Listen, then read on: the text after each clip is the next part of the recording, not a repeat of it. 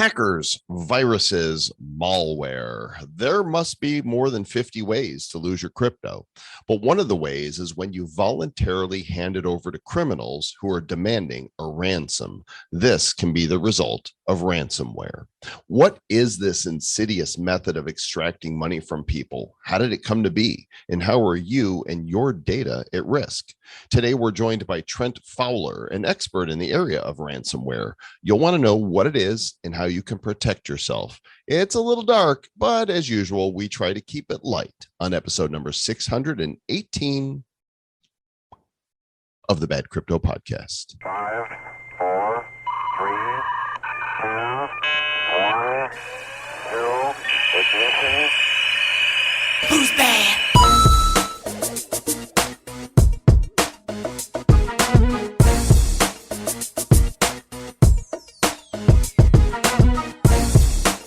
Please send 10 Bitcoin to the address provided in this email, or we will release the pictures we have of naked Travis Wright.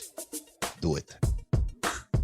You know what was funny was, so when I got my phone SIM hacked back in 2017 on one of the really early episodes, they were like trying to threaten me, and they were like, "Oh, we're going to release these naked pictures of these hot women you have on your phone." I'm like, "Oh no. Why would you do? Look at these hot women Travis has been hanging out with." Like, "Oh no, this is horrible. This is like, look at how hot and naked they are. Oh man, poor Travis."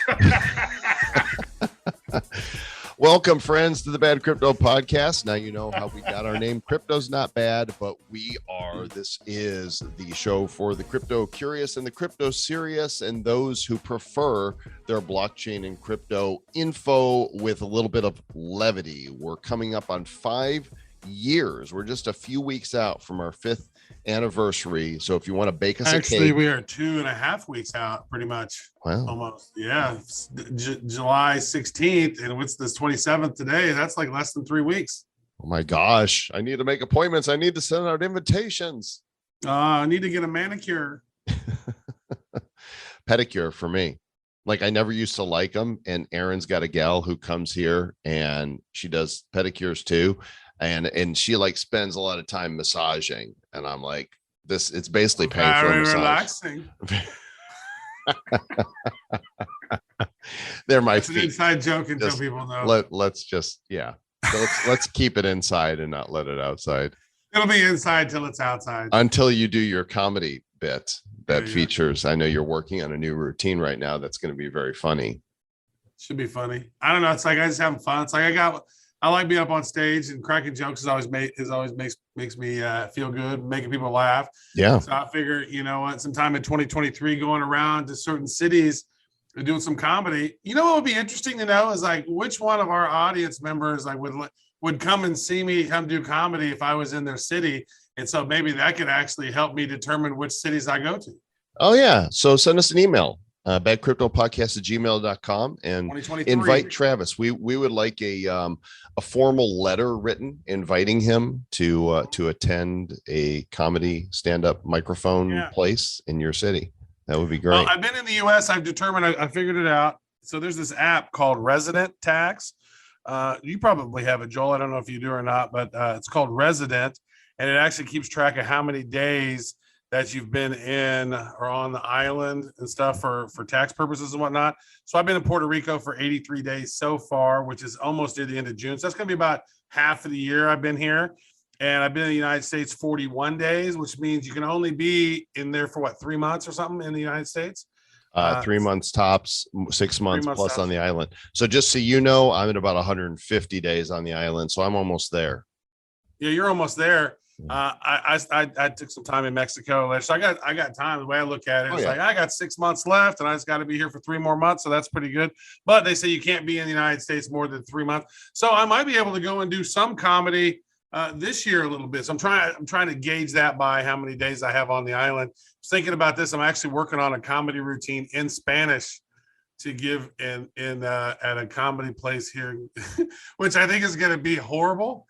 But it will be funny for me to go up and try to do comedy in Spanish. To me, that's seems like an additional level of challenge.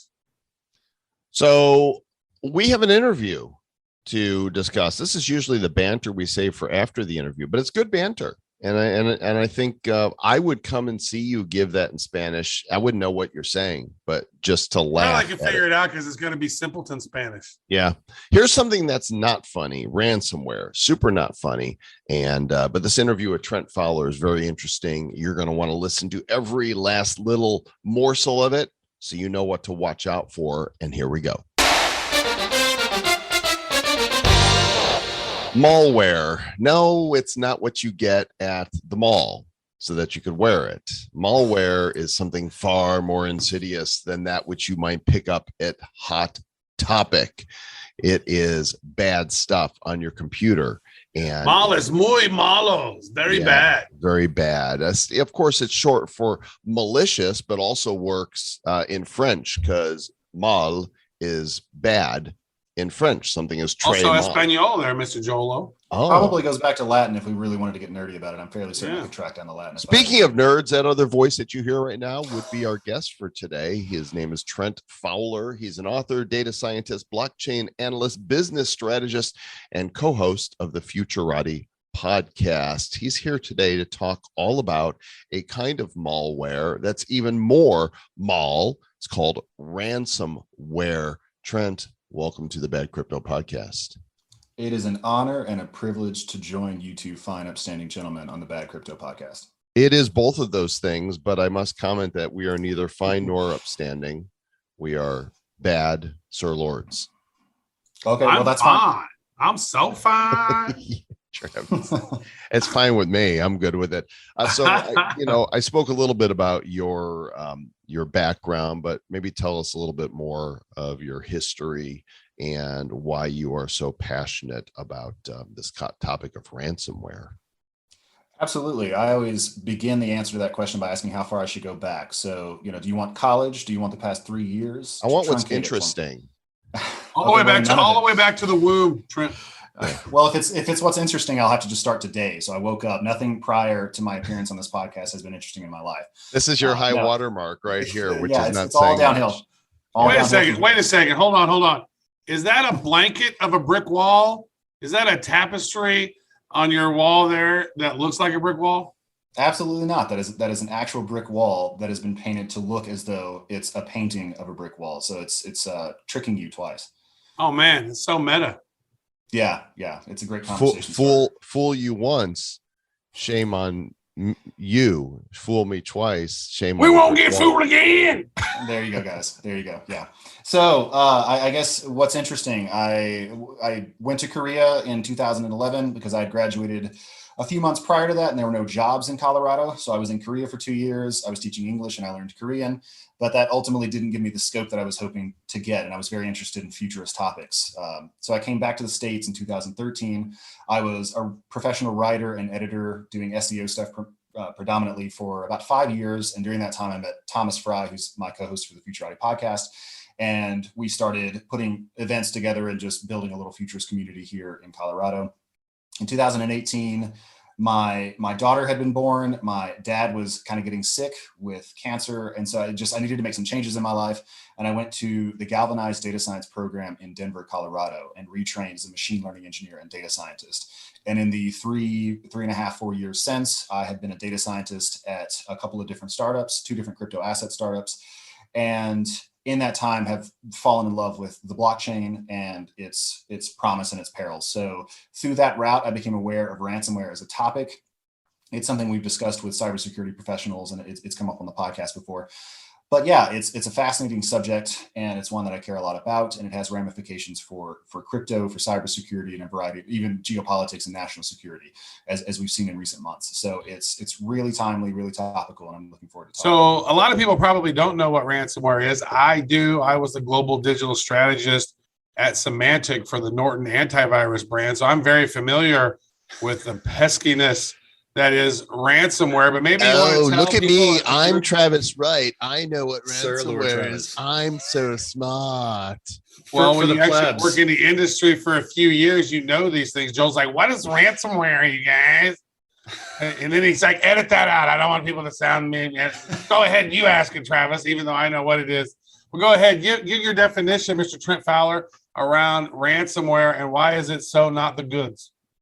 Right, absolutely. So obviously, I don't need to inform you, Travis, as an industry veteran, what this is. But for the plebs, I'll explain it. So, as Joel alluded to in the introduction, malware is essentially just any nasty thing that a person manages to sneak onto your computer, and it's a broader term than ransomware. Ransomware is a kind of malware, and the name does a good job of communicating its purpose. Ransomware is used to infect a system in order to encrypt or exfiltrate data on that system in an attempt to extort a ransom out of a person. So you would encrypt data, pictures of your grandkids, whatever, on your computer and charge a person X number of dollars or Bitcoin in order to get that back. And in some cases, these ransomware groups will actually do a double extortion where they will pull the data off and they'll force you to pay for it twice, once to unencrypt the data and once for them to delete their copy of it, because in some cases they will actually take the ransom and then release the data anyway, because it turns out cyber criminals are just not good people in general.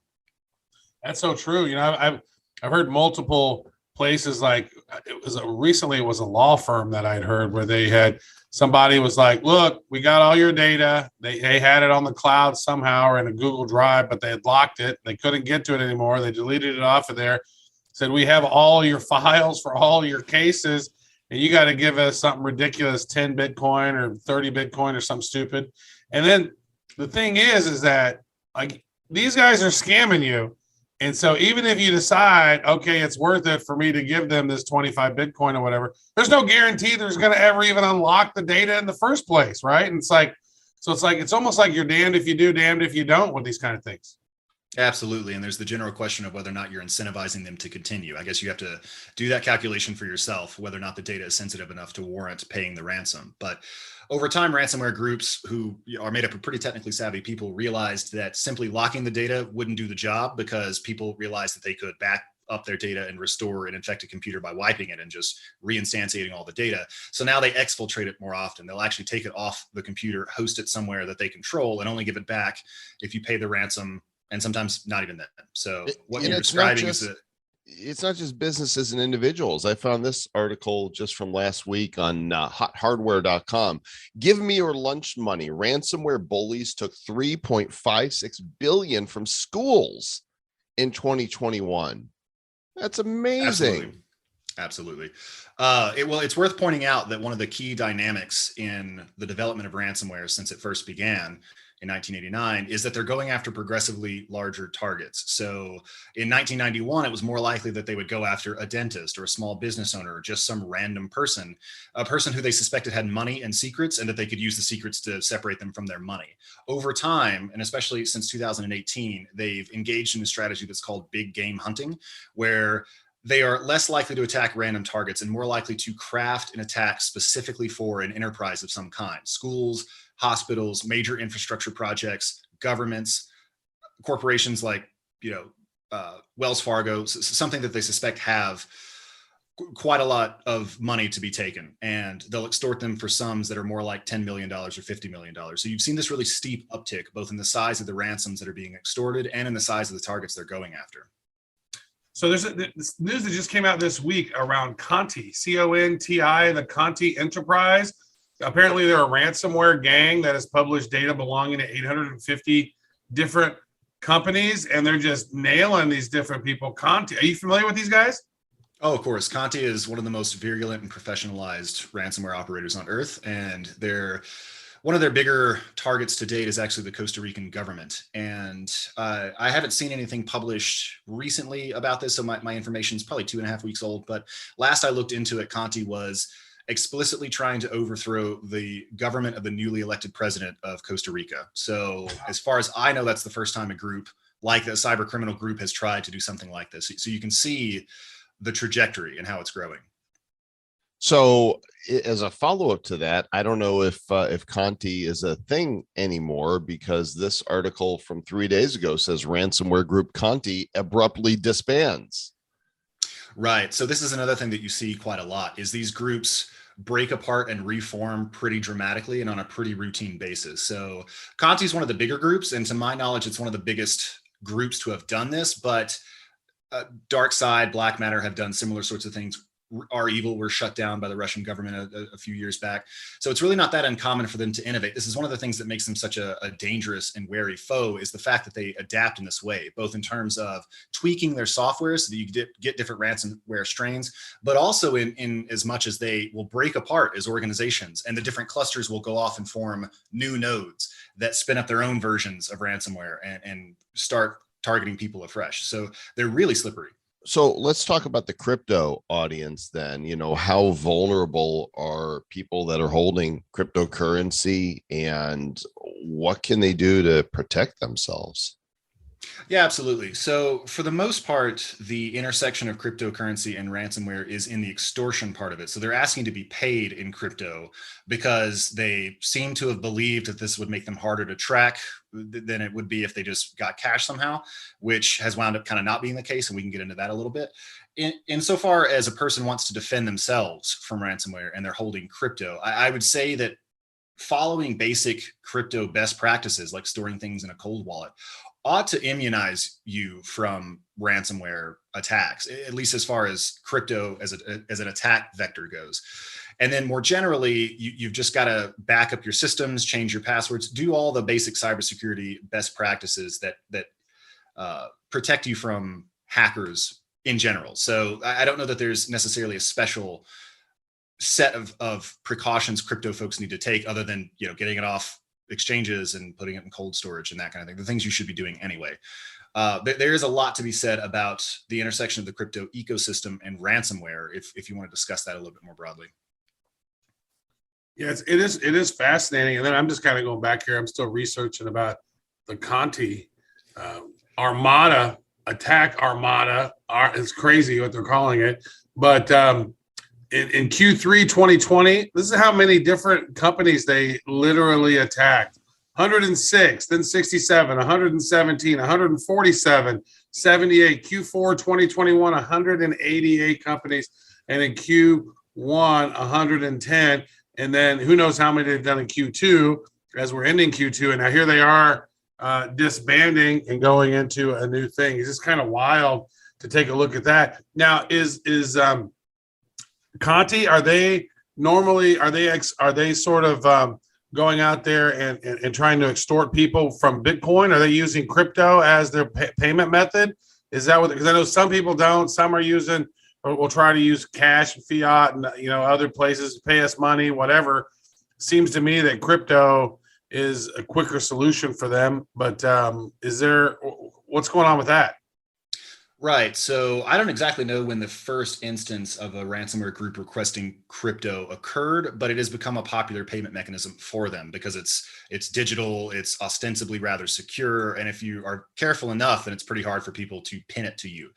But yes, cryptocurrencies have become popular for ransomware groups that are trying to extort money from their victims. And over time, ransomware groups have become wise to the fact that the distributed public ledger is public and immutable. And that record has been a boon for law enforcement agencies that are trying to track down who's doing what on the blockchain. And I mean, you read these famous stories all the time. For example, the Bitfinex hack that occurred a couple of years ago, where these two people extorted billions of dollars in crypto from Bitfinex. Much of that has been recovered now because it became possible for people to track down those addresses, find where it was hidden, and recover a lot of that. So I think that over time, these ransomware groups, as they professionalized and become more savvy and have come to understand the pitfalls in using cryptocurrencies to commit crime, they've become savvier.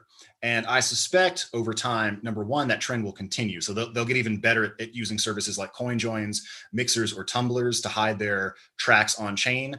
But I have a sort of tentative prediction, which I'm not 100% confident in, but I think that over time, they may begin to use alternative cryptocurrencies like Monero or Zcash, which have much stronger default privacy guarantees built in, and which use technologies like zero knowledge proofs or homomorphic encryption to make it much, much harder to determine not just who's involved in a transaction, but even the size of the transaction, where it's going and what's going on.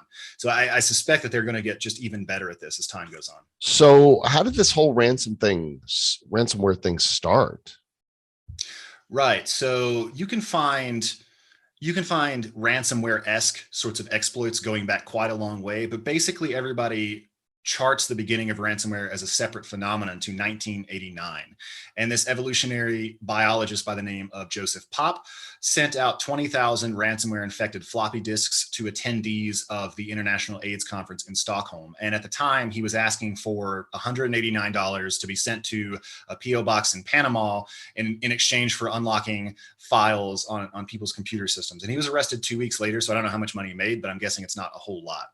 And for the next 20 years or so, ransomware really didn't change all that much. In 2007, you saw the rise of what were called the locker variants. And the locker variants are ones in which ransomware will actually more or less shut down the functionality of a computer wholesale. And you won't even be able to use the keyboard or the mouse in order to do anything. And then they would ask for $300 to unlock the functionality of your system. In 2013, they leveled up again and they started using rudimentary cryptography to make it even harder to intervene in the process of extorting money from victims. So they would use public-private key pairs in their encryption when they encrypted your files. And so you had to jump through more hoops, and it was much more secure for them to take money from you in that way. 2018 marked something of a turning point for cryptocurrencies. It was when let me try that again. 2018 marked something of a turning point for ransomware groups because they started to pursue a strategy that I alluded to earlier called big game hunting, where instead of going to Joel Comm and saying, all right, Joel, we're going to encrypt, either you pay us $1,000 or we're going to send your wife the search history on your computer, right? Instead of doing something like that, they're more likely to go after PricewaterhouseCoopers and try to get, $10 million or $20 million rather than trying to build it up a little over time. And if you're going to go after bigger game, there must be a concomitant increase in the seriousness with which you treat your work. So you can hunt a rabbit with a bow and arrow, but you better not hunt a bear with a bow and arrow. If you're going to go after something bigger and more dangerous, you got to get more serious about that. And so that has heralded what's now called the professionalization of ransomware. And it's sometimes called the rise of ransom ops or ransomware as a service.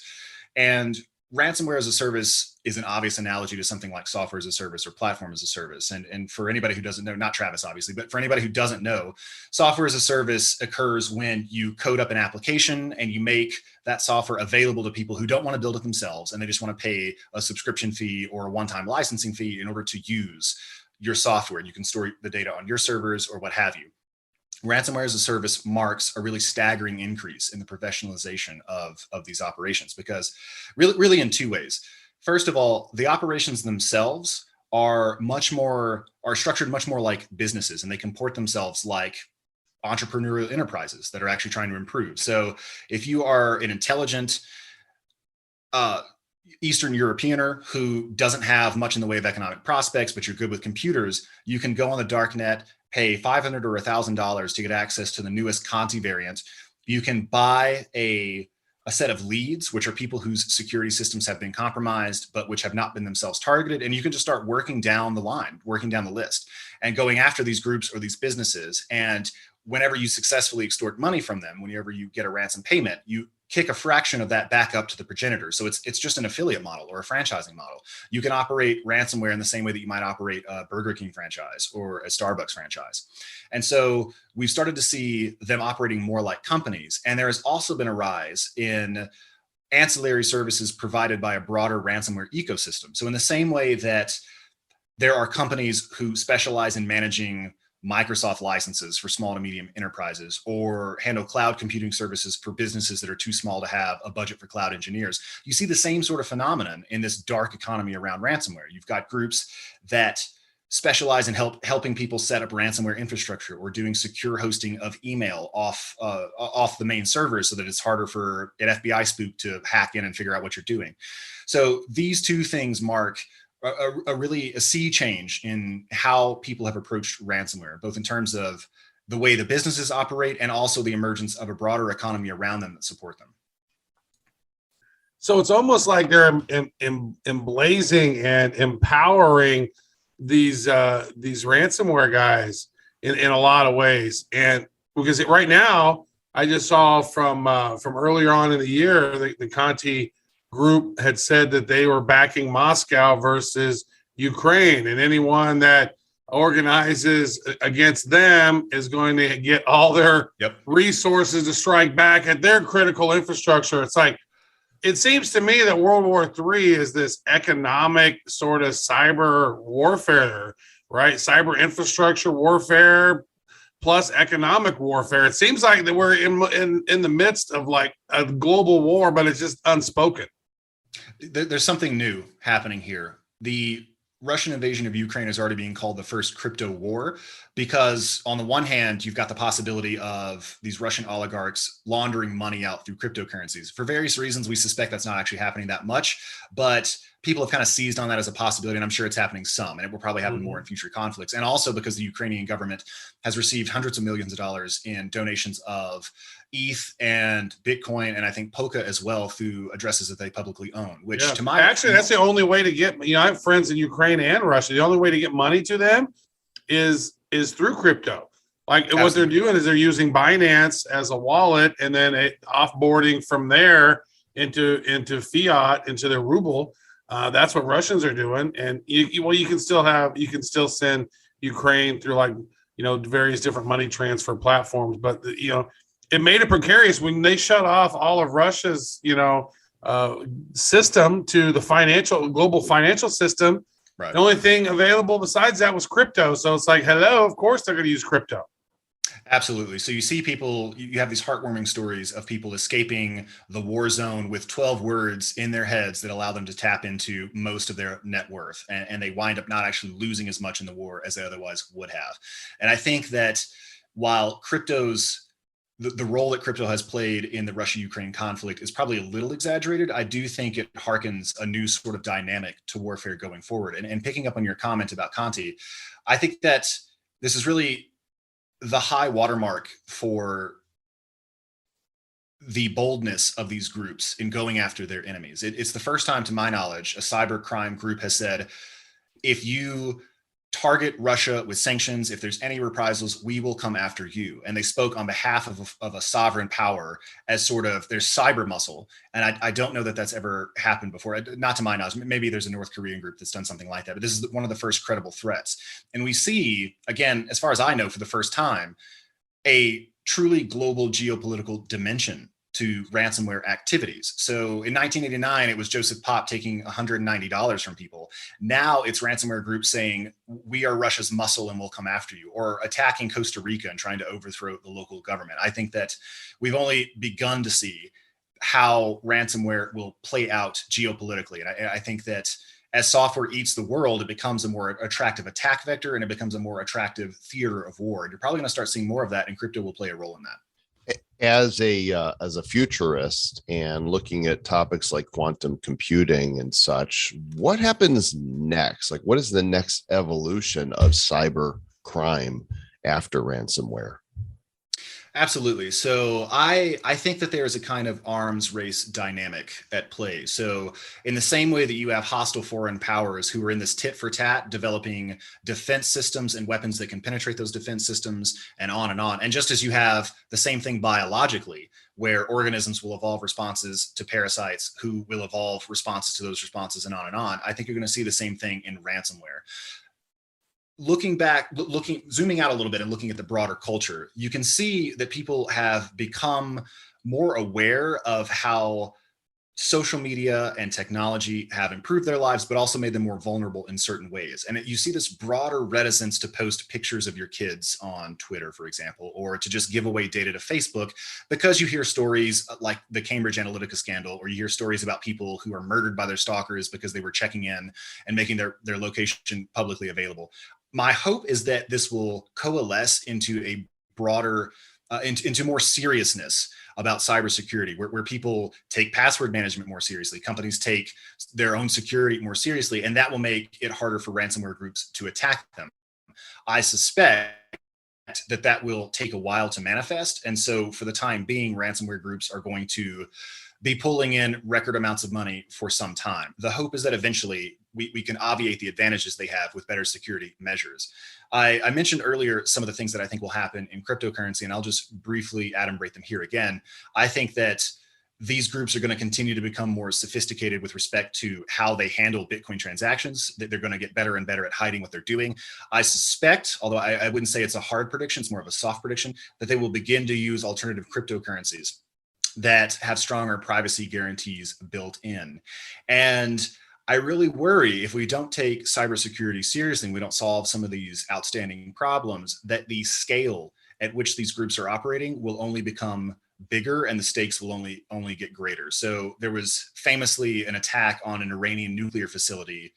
I forget exactly when this was. I think it was 2010, somewhere around there. It was before the USB. When they just put somebody infected a USB drive, right? I believe that's how it happened, and they were able to spin up change the rate at which the things were spinning and cause it to melt down. It wound up not being just a huge disaster, but it kind of was an opening shot as to how big these sorts of things could be. So, what would it be like if Conti were able to take down a bunch of satellites and kick an entire country off the internet, or if they were able to take some structure in low Earth orbit and push it out of low Earth orbit, and that's the thing, that Iran nuclear plant that was offline. There was no internet connected to that thing at all, and just by placing a USB that was infected into it took over the whole system.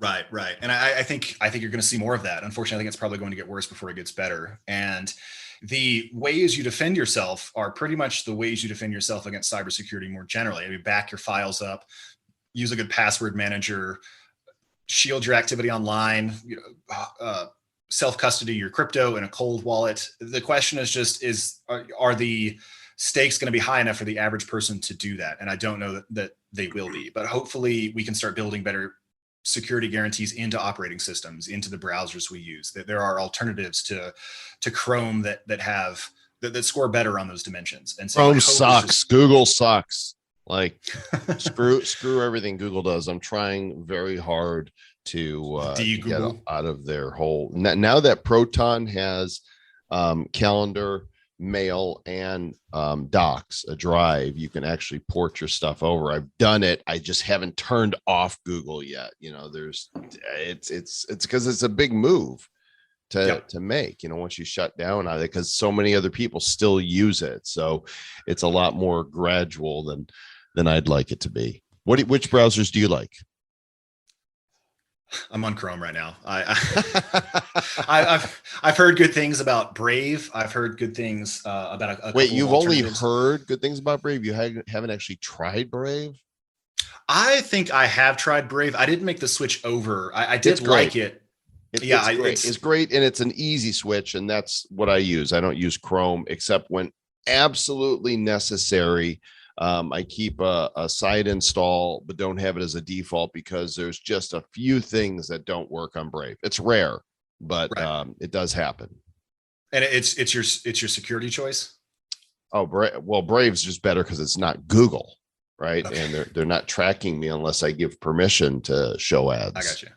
I'm actually using one called it's Avast. The cybersecurity company. They have their own secure browser based on Chromium, and so it's pretty much exactly Chrome, but it locks down a lot of the stuff that Google's tracking, allegedly, because you don't really know. But it's like, I was always originally, before I worked in the security space, my uncle and I had a conversation about, they probably got this back room where they're creating all these viruses so they can sell us antivirus software. Like that was one of the original conspiracies back in the day. And I think in the early nascent stages of malware, it seemed like, or just, viruses in general on computers, it seemed like that was the case. Now there are some very malicious groups of people out there trying to do as much economic damage as possible. So what can we really do to protect ourselves, Trent? I mean, what's the, is MetaMask secure? Is, I mean, it's one of those things. It almost seems like, man, eventually MetaMask is going to get knocked on. It seems like, because everything else is going out. They're trying to go after it. So it's like, what do we need to do to keep safe? Well, the good news is with the rise of the strategy that I discussed earlier, big game hunting, it's becoming less and less likely that you will have anything to fear from this. Unless they think you're a big crypto whale, which I'm not, because I always end up selling low and buying high. And I lost all mine in a tragic boating accident, so I'm not a whale either. Don't bother. Yeah, it sucks. All mine, yeah, I don't know where the seed phrase is. It fell in the boat. This episode of the Bad Commiserating podcast brought to you by Travis Wright and Trent Fowler. Yeah, it was in my car that blew up. All my crypto was in my car that blew up, and so didn't have the keys either. It sucks.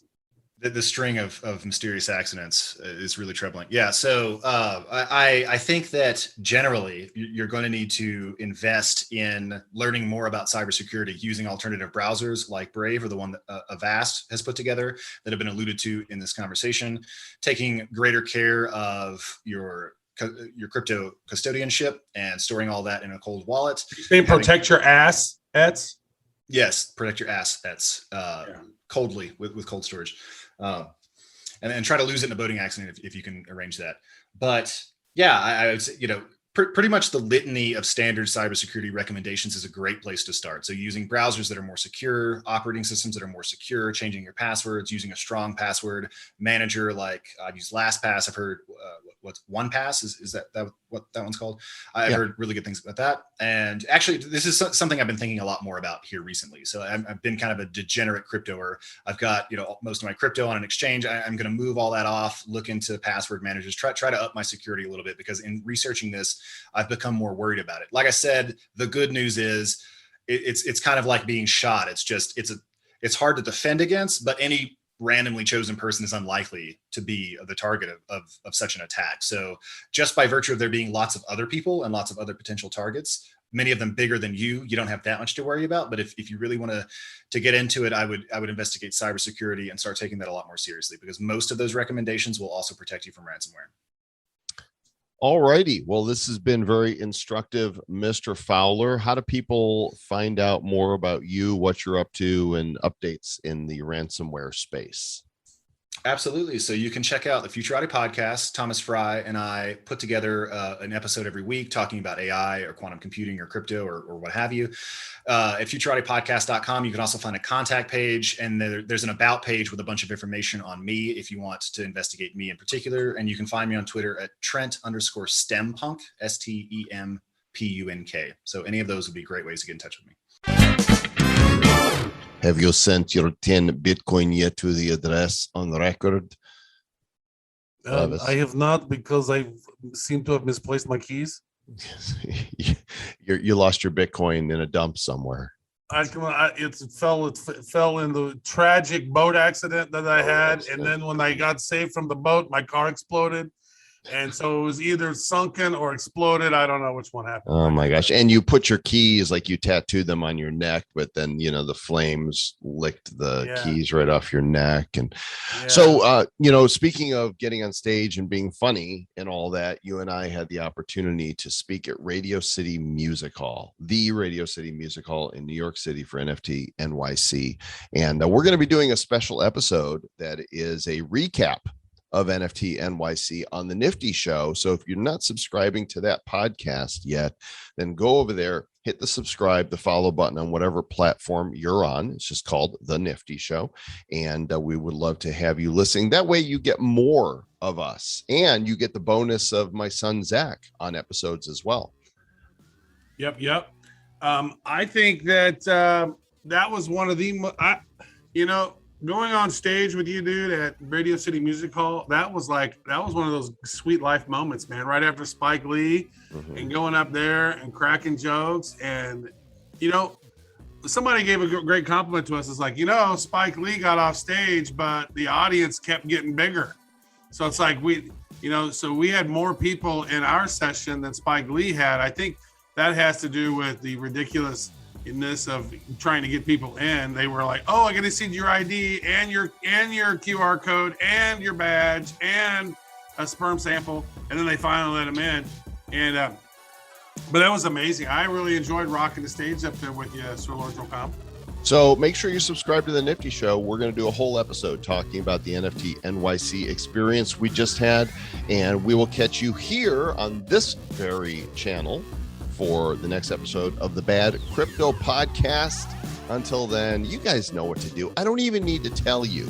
But we always end the show this way. So I've got to say, stay bad.